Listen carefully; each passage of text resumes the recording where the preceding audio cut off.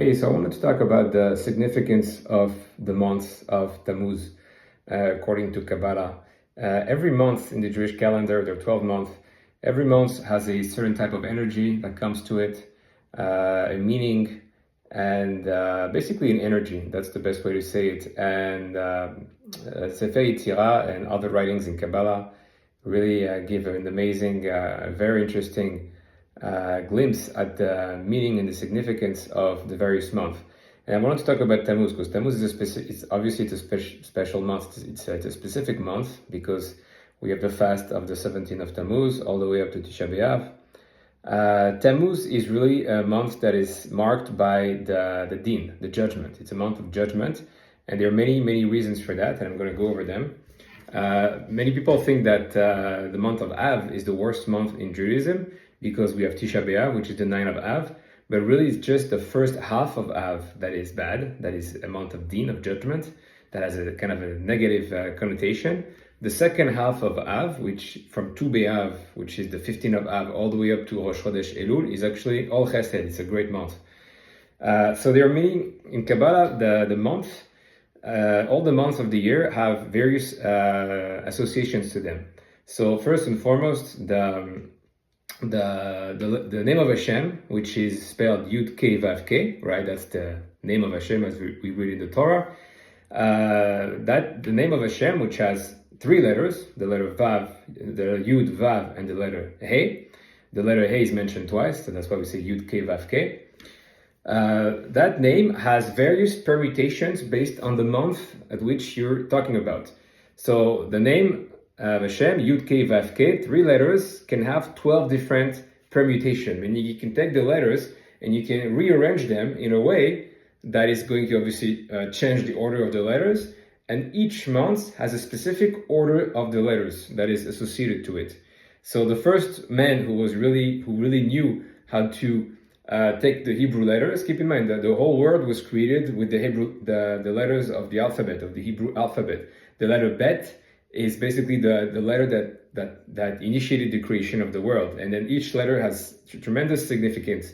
Great Kabbalists who know how to manipulate the letters can basically create life, can heal diseases, can know the future. I mean, they can do some pretty, super, like if you want to call it, supernatural things. So the first man who knew how to do that was obviously Adam HaRishon. He was the first man. He had tremendous knowledge in the letters of the Hebrew alphabet and the creation of the world. And Sefer Yetzirah, which is called also the Book of Creation or the Book of Formation, which basically relates the teaching of Abraham Avinu, who was the first Kabbalist who actually taught. So there were other Kabbalists before him, but that was not necessarily taught. But Abraham Avinu basically gave the knowledge. And then Moshe Rabbeinu was also a great Kabbalist, and then obviously lots of very big Chachamim that we all know. So Adam HaRishon was the first one to know how to do that. And so what I want to get to is the permutation of the word Yud the name of Hashem, Yud K Vav K. Each permutation is associated to a specific month, and there are 12 months. The months of Tammuz. So I'm going to take the month of Nisan to start. The month of Nisan, which is the month of Pesach, is the month that has the letter of the word of the name of Hashem in order, Yud K Vav K. And the month of Tammuz, it's actually the complete opposite. The month of Tammuz starts, it's He Vav He Yud, so it's basically from the opposite. Now you need to understand that the letters of the name of Hashem, there's three letters. There's He, Vav, and Yud. He is a female letter, it's considered a female letter. Vav and Yud are considered male letters. So a female letter has female energy. The female energy in Judaism is an energy that receives energy and judges. Okay, so it's associated with din, with judgment.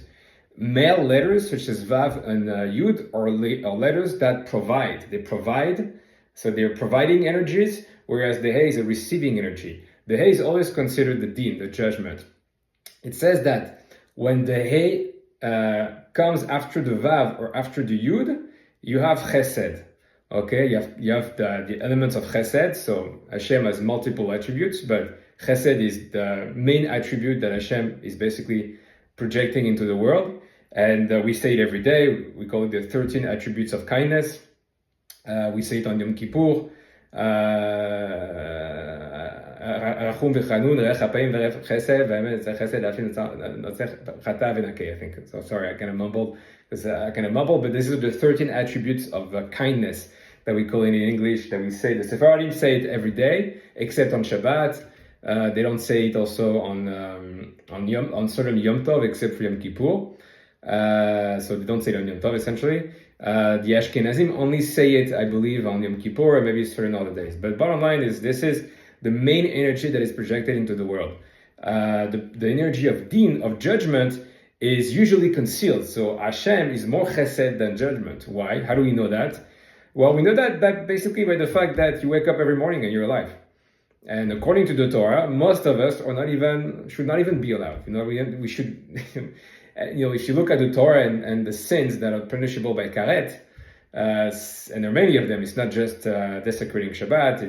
It's many things. Just doing chilul Hashem is karet. So a lot of those sins, if you go with the letter of the law, basically we should all be executed. We should all die essentially on the spot. And so the fact that Hashem delays the judgment, it's to give us as much time as possible to do teshuvah. So every morning you wake up, it's basically an opportunity to do teshuvah. It's an opportunity to say modéani, to do mitzvot, and to grow and to really perfect your soul and perfect yourself. In Shemayim, keep in mind, there are angels that are basically prosecuting angels that don't have chesed. They are basically like prosecutors. A prosecutor doesn't care. He wants to apply the law. And they're going to see Hashem every day and say, look at this one, look at that one, look at this one. He should be judged, he should be executed. And Hashem also creates defending angels. So every single one of us has a prosecuting angel and a defending angel, so essentially a lawyer and a prosecutor. The defending angel is here to remind of all the good deeds that we do, and Hashem basically applies chesed. He's guilty as charged, but we're going to give him more time. We're going to delay the judgment. The judgment can be delayed all the way up into after this world, after this life. So I don't want to get too far into the boondocks here, because we could expand a lot on this, but really what you need to understand is the name of Hashem. When the Hey comes first, that means we have judgment. When the Hey comes second, when the Hey comes after the male letter, we have Chesed. So the month of Nisan, Yud, K, Vav, K, is 100% Chesed. The month of Tammuz, Hey, Vav, Hey, Yud, 100% Din, 100% judgment. So technically it's a bad month. It's not an easy month. It's a hard month. It's got an energy of judgment that is not the energy that we typically see into the world. That's why we say don't go swimming, don't do dangerous things, don't put yourself into trouble, don't argue, don't get yourself into situations that you might be judged. And I'm going to get to that in a second and what really you need to do for the month of Tammuz. So that's the permutation of the name of Hashem. 12 of them representing the 12 month, representing also the 12 tribes. I'm going to get to the tribe and what it means. Why the letters are permutated into this way, there's many explanations, but that would be like a 1 hour video. But really the Or HaLevana is the one that has this drawing that I'm going to try to put into the video, that's not a drawing, it's a writing that basically shows all the different permutations of the name of Hashem and what it means in Hebrew. It also has connotations to the tribe. It has connotation to the 4 points, so south, north, east, west. Why? Because we know that in the desert, when the Bnei Israel are camping in the desert around the Mishkan, which is where you have obviously the 10 Commandments, the table, the 5 books of Moses, the Bnei Israel are encamped in a formation corresponding to the 4 cardinal points. So east, south, west, and north. And every point has 3 tribes that are camping at the specific points. Okay, and so I'm going to get to this in a second, but essentially the permutation of the letters of Hashem have a connotation to the tribes of where they're camping. By the way, if you want to look at this, you can just look at Sefer Bamidbar. I think it's the Parasha Bamidbar actually that talks about this, how the Bnei Israel are actually camping and where and why some are in the east, why some are in the south. But I'm going to give you a quick note. The month of Tammuz is associated to the tribe of Reuven. The tribe of Reuven is the tribe that, along with Shimon and Gad, was camped at the south of the Mishkan. Okay, the tribe of Yehuda, for example, is camped at the east. Why is the south related to the month of Tammuz? Well, because Tammuz is the first month of the summer. There are 3 months in the summer: Tammuz, Av, and Elul, and they represent the 3 tribes: Reuven for Tammuz, Shimon for Av, and Gad for Elul. So that's the south. It causes a hot energy, right? So the second thing that I want to talk about is the fact that every month has a letter of the Hebrew alphabet that is associated to it. The letter for the month of Tammuz is the letter Chet. The letter Chet has many significations, but the main one is that it's also a letter of din, it's a letter of judgment. The letter Chet is the first letter of Chata. Chata means sin. It's the letter of Chivia. Chivia is the Aramaic name for the snake, the Nachash, the snake that convinced Chava, Eve, to sin, to do the first sin, so that created sin essentially, and created the destruction of the world.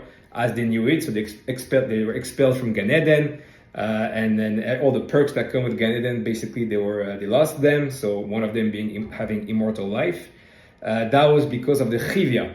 The Chivia is the essence of sin, is the essence of evil, the snake, as we call it in English, the snake from Gan Eden that convinced Chava to do this, is the essence of evil. His first letter start with Chet. We also know that Chet is the 8th letter of the Hebrew alphabet. So the gematria of Chet is 8.